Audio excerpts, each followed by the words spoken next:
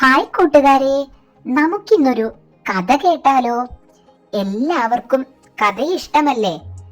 കഥ കേൾക്കുന്നതിന് മുമ്പ് എന്റെ ചാനൽ ഒന്ന് സബ്സ്ക്രൈബ് ചെയ്യണേ.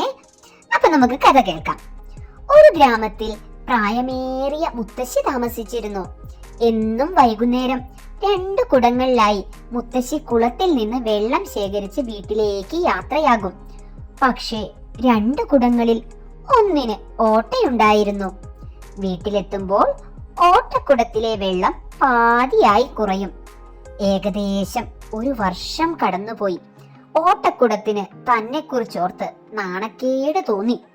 നല്ല കുടം ഓട്ടക്കുടത്തെ കളിയാക്കുവാനും തുടങ്ങി. കളിയാക്കലും അപമാനവും സഹിക്കാൻ വയ്യാതെ ഓട്ടക്കുടം വിഷമിച്ചു.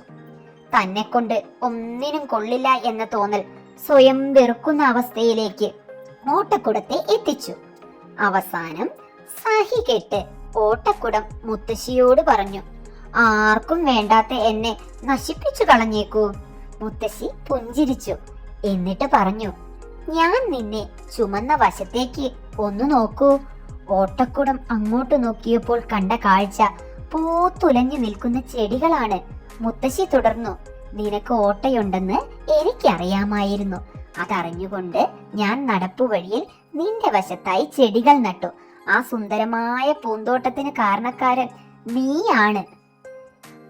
ഇത് കേട്ടപ്പോൾ തന്റെ വില എന്തെന്ന് ആ ഓട്ടക്കുടത്തിന് മനസ്സിലായി. നോക്കൂ കൂട്ടുകാരെ, എത്ര നിസാരമായ വസ്തുക്കൾക്കും അതിൻ്റെതായ വിലയുണ്ടെന്ന് കൂട്ടുകാർക്ക് മനസ്സിലായില്ലേ? അതിനാൽ ആരെയും വില കുറച്ച് കാണരുത്. എല്ലാവർക്കും കഥ ഇഷ്ടമായില്ലേ? ഇതുപോലെ നിങ്ങൾക്ക് ഇഷ്ടമുള്ളതും ഉപകാരപ്രദവുമായ വീഡിയോയുമായി ഞാൻ വീണ്ടും വരാട്ടോ. Tata, bye by.